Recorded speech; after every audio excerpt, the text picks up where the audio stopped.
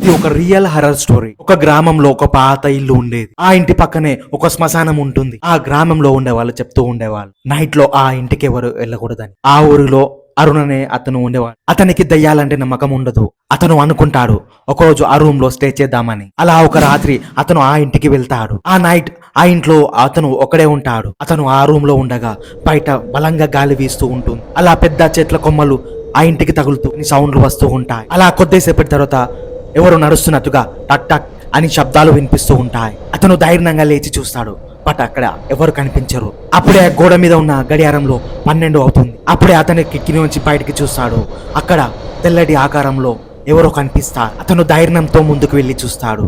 But అక్కడ ఎవరు కనిపించరు. అతను మళ్ళీ తిరిగి లోపలికి వెళ్తూ ఉంటాడు. అతను వెళ్తుండగా వెనకాల పాదాల గుర్తులు వస్తూ ఉంటాయి. అతను సడన్ గా వెనక్కి తిరిగి చూస్తాడు. బట్ ఎవరు కనిపించరు. వెనకాల పాదాల అడుగులు కనిపిస్తూ ఉంటాయి. అప్పుడే చల్లగా గాలి వీస్తుంది. అతని యొక్క చెవి దగ్గర అతనికి ఒక వాయిస్ వినిపిస్తుంది. ఇప్పుడు ఈ ఇల్లు నాది కాదు, మన ఇద్దరిది అని. అప్పుడు అతను భయంతో పారిపోతాడు. మరి ఇలాంటి వీడియోస్ కోసం నా ఛానల్ సబ్స్క్రైబ్ చేసుకోండి.